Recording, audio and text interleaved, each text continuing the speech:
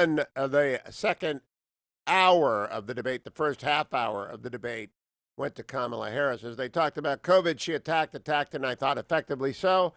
When they moved off of COVID, the vice president dominated. Excuse my voice. I was doing 3 hours afterwards. 4 hours of radio yesterday, so I'm going to let it up to you mostly. 1-800-520-1234. Who do you think won? I am most happy that Mike Pence got a chance to address the abysmal and offensive lie about what the president said about the horrific events in Charlottesville years ago. Let's begin with cut 17. On the issue of Charlottesville, where people were peacefully protesting the need for racial justice, where a young woman was killed, and on the other side there were neo-Nazis carrying tiki torches, shouting racial epithets, anti-Semitic slurs, and Donald Trump, when asked about it, said there were fine people on both sides. You know, I think this is one of the things that makes people dislike the media so much in this country, Susan, is that you selectively edit, just like Senator Harris did, comments that President Trump and I and others on our side of the aisle make. I mean, Senator Harris conveniently omitted, after the president made comments about people on either side of the debate over monuments, he condemned the KKK, neo-Nazis, and white supremacists, and has done so repeatedly. You're concerned that he doesn't condemn neo-Nazis. President Trump has Jewish grandchildren. His daughter and son-in-law are Jewish. This is a president who respects and cherishes all of the American people.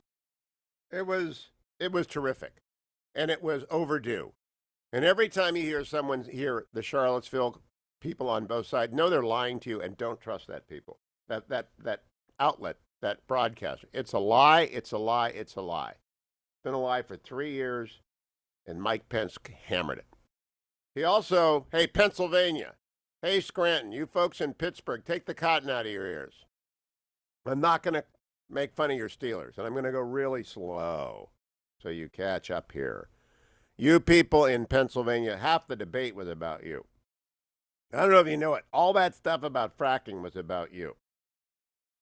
We know that Pennsylvania's future depends upon fracking. You know it. I know it. Everybody knows it. Kamala Harris knows it. Kamala Harris knows it. Mike Pence knows it. So they spent a lot of time trying to talk about what Joe Biden has said in the past and Kamala Harris has said in the past. Mike Pence did, and Mike Pence just hammered them on that. So let's go there. Cut number 6.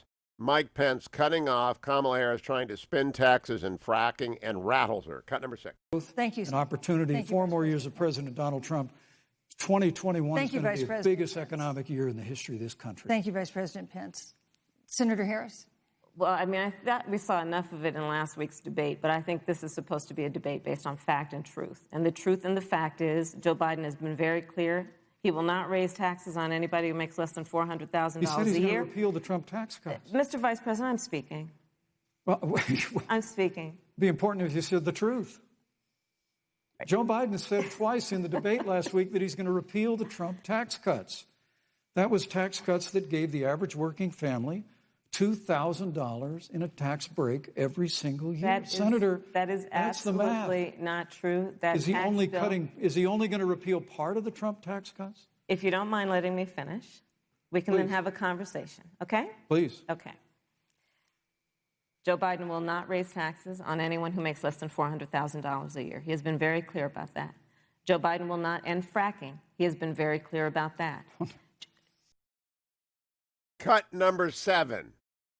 The United States has reduced CO2 more than the countries that are still in the Paris Climate Accord, but we've done it through innovation, and we've done it through natural gas and fracking, which, Senator, the American people can go look at the record. I know Joe Biden says otherwise now, as you do, but the both of you repeatedly committed to abolishing fossil fuel and banning fracking. And so by creating the kind of American innovation, we're actually steering toward a stronger and better environment.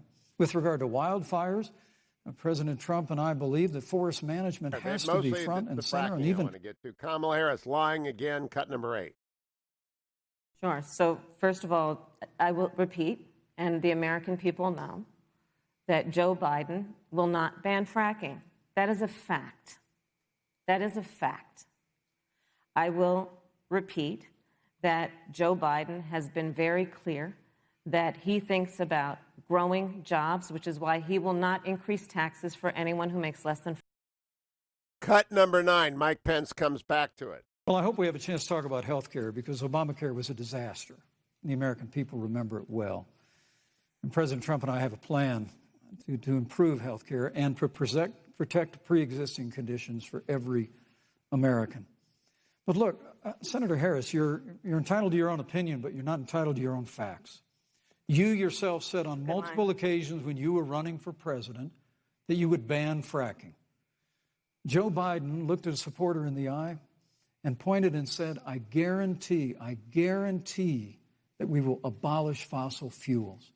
They have a $2 trillion version of the Green New Deal, Susan, that your newspaper, USA Today, said really wasn't that very different from the original Green New Deal. More taxes, more regulation, banning fracking, abolishing fossil fuel, crushing American energy, and economic surrender to China is a prescription for economic decline. President Trump and I will keep America growing. The V-shaped recovery that's underway right now will continue with 4 more years. You hear that, Pennsylvania? Then Mike Pence, for those of you who care about foreign policy and national security, hammered away. Cut number 12.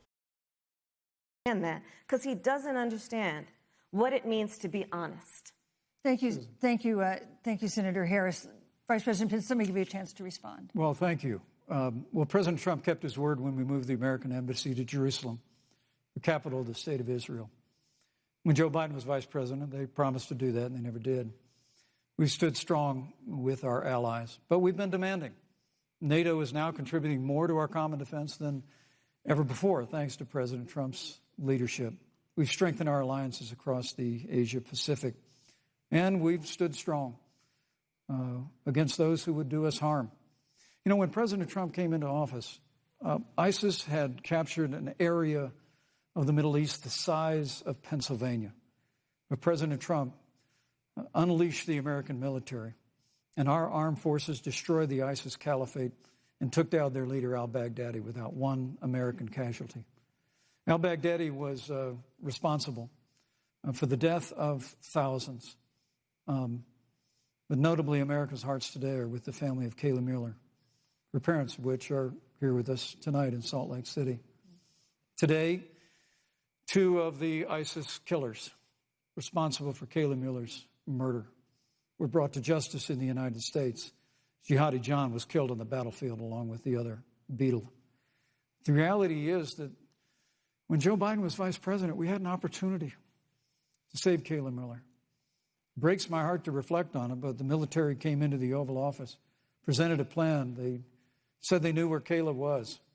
Baghdadi had held her for 18 months, abused her mercilessly before they killed her. But when Joe Biden was vice president, they hesitated for a month. And when armed forces finally went in, it was clear she'd been moved 2 days earlier. And her family says with a heart that broke the heart of every American that if President Donald Trump had been president, they believe Kayla would be alive today. Thank you, Vice President. Look, we destroyed the ISIS caliphate. And you talk about re-entering the Iran nuclear deal. I mean, the last administration transferred $1.8 billion to the leading state sponsor of terrorism. President Donald Trump got us out of the deal. Thank you, Vice President Pence. And when Qasem Soleimani was traveling to Baghdad to do harm to Americans, President Donald Trump took him Vice out. President Pence. And America is safer. Our allies are safer. And the American people know President Donald Trump will never have... Thank you.